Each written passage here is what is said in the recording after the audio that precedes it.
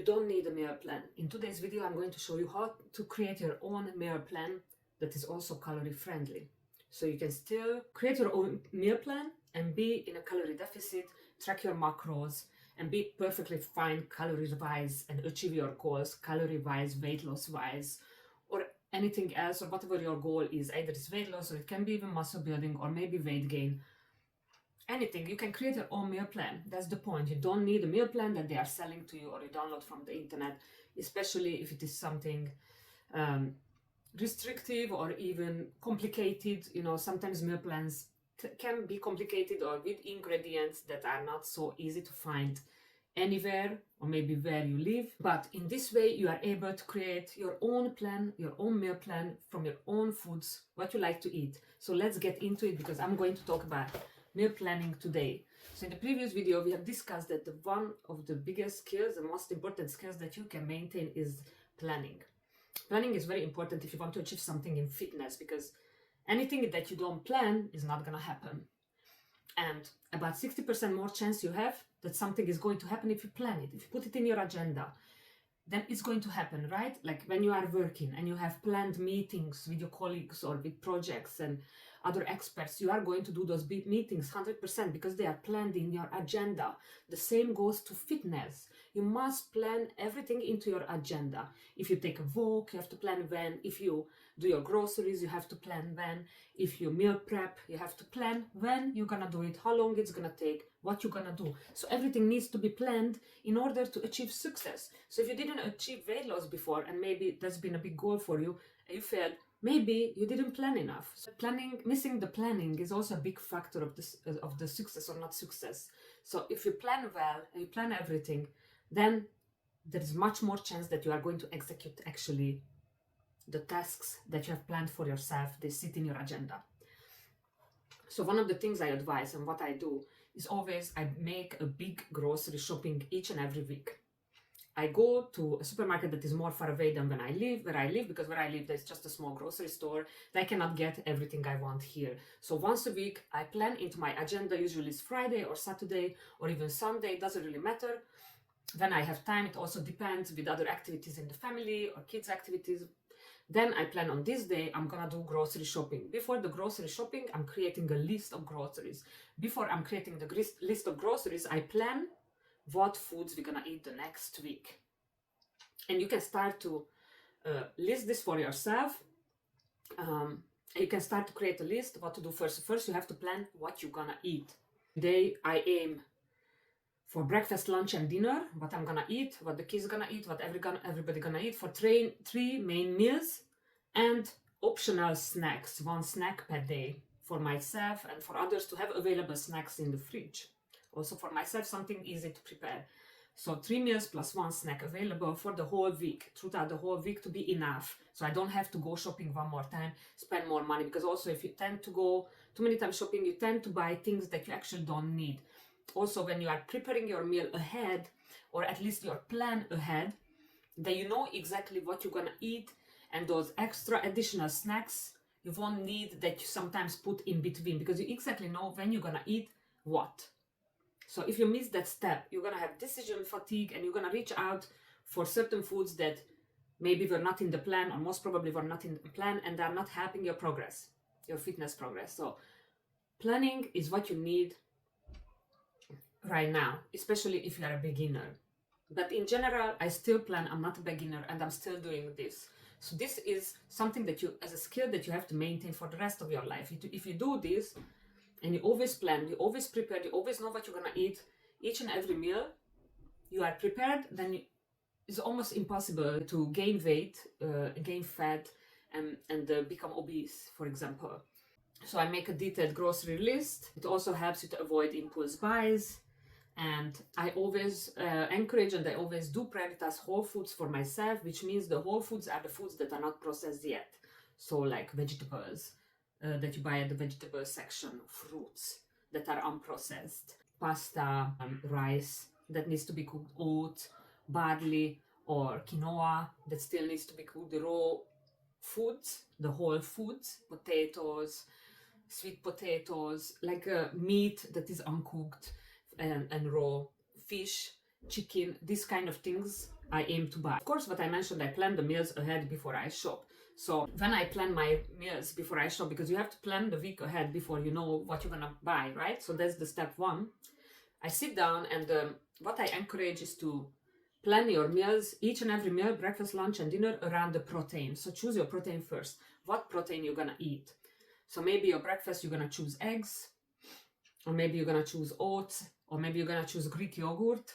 So there should be one main protein source, or oat plus Greek yogurt, something that is a high protein source. You do the same for lunch and dinner. So maybe lunch, you're gonna eat chicken breast, you're gonna eat salmon, or you're gonna eat eggs.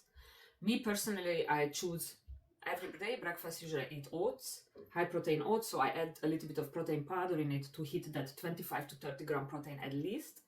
So that's another thing you have to aim for, that plan your food around the protein, but make sure that protein source is going to be in the portion you are eating, at least to be 25 to 30 gram protein for you. Usually if you choose meat options or fish, this could be more. It can be even between the 30 to 50 gram protein, depending on how many grams you put of those proteins. Plan your protein, make sure that is at least 25 to 30 gram in your portion. Then after your protein, you select a carb source, and you select fruits and vegetable sources, depending maybe breakfast or dinner, but you select carb source and fruits and vegetable sources every time, at least for breakfast, lunch, dinner, but also for optional snack that you eat. So as I said, for breakfast, it can be eggs, Greek yogurt, cottage cheese, or oats. You can add optionally protein powder maybe. Then for lunch, it can be also eggs or chicken breast, canned tuna. These are also very easy to find and easy sources, and also not too pricey. For dinner, maybe you choose salmon, beef, either steak or ground beef, and then chicken, maybe chicken leg or chicken wing or chicken breast. You choose which one. And then simple carbs you choose. Normally I have three main carbs option I choose. Either is pasta, one of the type that we like, or rice. It can be brown or normal white rice, or quinoa, yeah, that's also an option, or potatoes or sweet potatoes. And then I choose my vegetable option in the end for each meal. Maybe in the morning I'm rather adding fruits and berries maybe, or banana, but sometimes I add cucumber, tomatoes. But for lunch, then it can be even spinach if I choose to eat egg in the morning, spinach and mushrooms. I love those as well. Then for lunch I usually add vegetables, usually raw, salad-like vegetables, cucumber, tomatoes, bell peppers, maybe mushrooms, can be also spinach, courgette, can be anything really. And then for dinner also, sometimes it's a salad, it's a mixed salad with tomatoes, cucumbers, avocado, or I boil some vegetables like either broccoli, maybe green beans, maybe aubergine. Sometimes I add extra starch like corn. And I also switch how I cook my potatoes. Maybe I mash them, other time I boil them, other time I rarely to fry them, maybe in the air fryer, or oven potatoes, to crispy outside, soft inside. These kind of things I like. Or of course rice, sometimes quinoa. So this is how usually my breakfast look like. Big tip is also choose like 3 types of breakfast and then switch those. Your main breakfast. Usually I eat oats, as I mentioned, for breakfast. So either I cook those oats and I add berries and seeds and a little bit of protein powder to add more protein and reach that 25%. Same I do with my overnight oat that you can create in the night before, and I can make several portions ahead for the week, like 3 days ahead. And then I add also extra Greek yogurt in it for extra protein. I always add extra berries, seeds. The one I have is a mixed seed now with flax seed, chia seeds. But chia seed is a really good one. It also has extra protein and lots of fiber, which will help your metabolism and your digestion as well. And sometimes I usually, for breakfast, I eat berries or banana or both with these seeds and oat. And here you can see on the pictures, and sometimes I do eat eggs, depends. Maybe I will eat eggs if I know for lunchtime I'm gonna eat tuna, for example. But I do eat eggs at least once a day. Either is for my breakfast, then I know for lunch I'm gonna have tuna probably, or chicken breast. But if I'm gonna have eggs for lunch, which is most of the time, because I like to have my eggs for lunch, because in the morning I usually eat oats with something. And then sometimes in the weekend I make like pancakes, because the kids love it, or I make waffle. And in order to make that more protein dense, I add a big chunk of Greek yogurt to it and berries for fiber. Always berries for fiber or something for fiber. Fruits and vegetables have fiber. That's why you add these or grains, whole grains, to all your meals, but mainly fruits and vegetables, a lot of these, because fiber will help your digestion and it's very important and will help your metabolism. So basically will help it go to the toilet and poop. And that's also very important. So as I said, for lunch, I like to have my eggs, at least 3 eggs. If we think of a bigger egg is like 7 gram protein for one. So for 3 eggs is like 21 gram protein. But if I add some bacon or turkey bacon or tuna or quinoa or chicken breast or beans to the egg I have, then I can add it up to 25 to 30 gram protein, depending on how much extras do I add, or even 35. So I can make then my lunch around the 30-35 gram protein with quinoa, with extra tuna or something, or with extra chicken you see here, or bacon. You can easily achieve with 3 eggs around the 30-35 gram protein. A smaller egg is maybe just 5 gram per one egg, 5 gram protein, but a larger egg can be like 7. So that's how I think. I also like to make, I don't really eat bread, very rarely. Sometimes I do eat bread, but if I eat just a slice, I choose to have not bread as a carb. I'm not saying anything is wrong with bread. Of course, sometimes I eat bread, but I do not eat as much bread as I used to eat in the past when I come from Hungary, and there everyone is eating bread for breakfast, lunch and dinner, and there are a bunch of overweight people. I'm not saying it's bread. Bread is the problem, but if you double down on carbs every time at every meal and you eat bread with potatoes as well, with pasta, with rice, you add additional bread for every meal, then it can be a problem. And then at some point I realized I don't need so much bread. I was just so used to eat bread all the time because it comes from my culture. So some of these unnecessary habits we have to release as well from your diet. You understand me? So that's why I realized actually I don't have to eat bread with potatoes. I don't have to eat bread with pasta or soup every time even, or even with my eggs. Or maybe I just can have 1 slice of bread in a day, and that's also enough in certain cases. Not saying every scenario. I don't know how your diet is exactly, but for me, you don't have to double down on carbs all the time, especially if you are sedentary or not moving that much, because carbs are the main source of the energy. So your body is going to burn it, and if you move a lot, you will need it because your body will keep burning carbs, will look for the carbs to burn for energy. Protein goes to your muscles to grow if you are doing weight training. So, but the carbs is the energy source, is what we use for energy during the whole day for every activity we do. Or the fats, carbs and fats actually together, but mainly carbs. So these are how my lunches look like. I also like to make this egg tacos with some cheese, feta cheese, or cottage cheese. They are also very delicious with spinach, for example. I love them. Then for dinner, usually we eat beef, chicken, or salmon. These are my 3 main. I have some favorite right now that I've been eating quite some time is a ground beef. It's just so easy to make with anything. So sometimes I eat like 2 days. We can prepare, we can plan the ground beef ahead. You just make it simply in the pan with seasoning, maybe tomato paste. And you can even add rice to it or even fries. My favorite is to add some fries on the bottom, not too much, just a normal portion of fries. Then a lot of ground beef, maybe 150 grams to 200 grams. And on the end, a big mixed salad with vegetables like tomatoes, avocado, salad base, and cucumbers. Is so delicious. I cut on this recipe a while. It was just so simple to make. And the kids loved it as well, so I just made it so many times. But basically how I make my food is always think of the protein source. So maybe I'm gonna eat ground beef. Okay, with the ground beef, I'm gonna have potatoes. I'm gonna make and then a salad. Okay, maybe we're gonna eat it for 2 days. Next day, I'm gonna have chicken breast, rice, and mixed vegetables. Maybe carrots and peas, or broccoli, or green beans. And then third, maybe we can eat it also for 2 days. And then the third one, I'm gonna have maybe a salmon for 2 days with quinoa and the broccoli and mushrooms, let's say. So this is just an example. And when it comes to cooking, we are just going to make the food separately. So I'm gonna make my rice. I have a rice cooker. I can even make ahead. So you can try to also plan to make certain carbs like pasta. If you're gonna eat the pasta for 2 days, make ahead, portion them out. Make salmon, maybe 6 of them. And I don't know how many of your family members how many people are in your family, but you can just make the 6 salmon and put them ahead. You can cook separate the carbs, the protein, and the vegetables. All of them cook separately, cook them simply with simple cooking method like steaming, cooking, or just in a pan, turning it in a small oil, turning them or flipping them in small oil.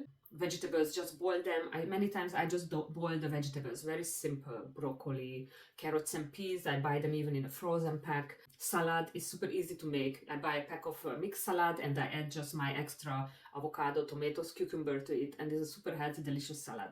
I usually add just little olive oil, so it's easy. The goal is always to nourish ourselves, to achieve 20 to 30 gram protein per meal minimum. To get enough of the other nutrients as well, to get enough fruits, vegetables, fiber, this is what will bring you most of the fiber, and to get enough fats and carbs also, and protein. And then the goal is, of course, not to get hungry before the next meal has to come. Now you have to know also the timing also matters. So that's why I'm saying not to get hungry before the next meal comes. The timing matters a lot. So try to eat the same time, your breakfast, your lunch, and dinner every day. For example, I always have breakfast within 1-2 hours that I wake up. First, I have my coffee usually to prepare myself for the day because I am dead if I'm not drinking my coffee first. I cannot carry out any tasks in the morning. I'm literally super dead. Even if I'm a morning person, I need that coffee. Maybe it's already programmed in my mind, possible. I'm not disputing that. But I get my coffee first, and maybe an hour later, I will have my porridge oat or my overnight oat or eggs or one of my breakfasts that I have planned. One of the 3 main breakfasts I usually eat. Or maybe it's already prepared if it is an overnight oat. And then usually I always have lunch between 12 and 1 o'clock. This also depends on meetings. Usually I want to eat at 12 every day. My breakfast is usually by 9. I'm having my breakfast by 9, I'm done. So maybe 8:30 to 9. And then 3 hours later at 12 or 12:30 is my lunch. And then dinner is always at 6 o'clock. So as you can see, if my lunch is 12, dinner is 6, there is a little bit more time in between, then maybe I'm adding a snack. My snack is always Greek yogurt with fruit. The fruit, sometimes I even I slice up my apples and I just dip it in the Greek yogurt and I eat it like that. The Greek yogurt has to be 150 to 200 gram. Then I'm getting around 15 to 20 gram protein, because my Greek yogurt that I'm buying is 10 gram protein in 100 gram of yogurt.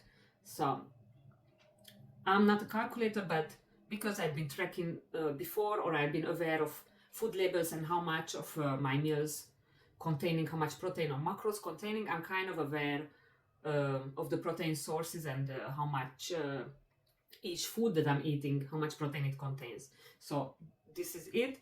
And of course, it's optional to time your meals 3 to 4 hours apart. You see, that's why, since I'm every day eating 6 o'clock every day, either we are on holiday, we are traveling, 6 o'clock is dinner time for me. We're eating at 6. It's very rare that it would go wrong and I would not eat 6, and that usually would be if I have to go for a meat event. But even now with my team, if we go out for dinner, we eat around 6 as well, or 5:30 even. So because lunch is 12 and 6 is more than 3-4 hours, I usually have like a Greek yogurt with fruits, any kind of fruit. Sometimes it's strawberries, sometimes it's other berries, sometimes it's mango, anything, or apple, anything that I have there as fruit, because fruits have lots of fiber. Apple has also lots of fiber. One apple has around 4.4 gram fiber, almost 5 if it is just a regular apple. So think of it, fiber, you also want to have around 20 to 30 gram fiber in a day. So then your metabolism can go and your digestion can go smoothly. Yeah, it's also very important. Not just the protein, the fiber is important as well. And another important tip is just keep it simple. Food doesn't have to be restaurant quality. As I mentioned, I cook very simple. If I make, for example, let's just put it, we make steak with potatoes and broccoli. I'm gonna boil my broccoli. The steak is gonna be done in the pan, but usually my husband does it, he does it perfectly. And this is just a couple of minutes to make the steak in the pan. And certain steaks are usually also very high in protein. Some are more higher in fat as well. I don't care really about that. We also need some fat, and fat can just be used for energy, just like carbs, the same way. And then maybe we have rice with the steak or potatoes. Rice I make in my rice cooker, so it does the job itself, and then maybe I can make a batch of rice for 2 days as well. And broccoli is super easy to boil. You can also create broccoli for 2 days if you want. And then in that case, if you can batch cook your carbs and vegetables for 2 days or 3 days, then you only have to make your protein source every day if you couldn't make that in a batch. So maybe one day you can have a steak, and next day you can have a salmon. And don't think of too much of the seasoning. I use very plain seasoning, simple ones, and instead I also use a bunch of herbs, garlic, peterselie, coriander. They are very healthy, very good for your health. I use the green onions as well, just to put on the top. Salt and pepper, garlic, paprika powder, the simple S ones. Sometimes I add other additionals, curry, I don't know, basilicum, some other ones as well, but the main is salt, pepper, garlic. And usually cook the ingredients separately, so you can batch cook them for the longer time. Also the meat, the carbs, the vegetables, and use just fewer ingredients. You don't have to use 100 ingredient recipe, unless maybe you want to cook like Thanksgiving dinner or Christmas dinner every day. The easier you plan your food, the less ingredients they are. As I said, the steak with potatoes and broccoli is 3 ingredients. The steak is a whole meal, the broccoli is a whole food as well, the steak is a whole food, the broccoli is whole food, and your meal is done. 3 ingredients, and then plus the seasoning if we count it. You know how much easier to track food like this than putting 25 ingredients in the tracking app. And also just to keep in head, you know how much whole foods contain so much less calories than packaged foods or like processed food. It's much simpler to make, and it's much simpler to track, to keep in mind, to know how much calories you are consuming, because it's just a few ingredients. So it doesn't need to be something complicated every time. It's the simple things, the simple foods that are going to give you the progress. Also, the simple foods, simple ingredients are easier to buy, to repeat, to track, and to prepare as well. So I think I have included everything into this short presentation. I hope you got lots of tips and lots of ideas about what you're gonna prepare and how you're gonna meal prep for yourself. And in the next video, we are going to get into tracking meals a little bit. See you then.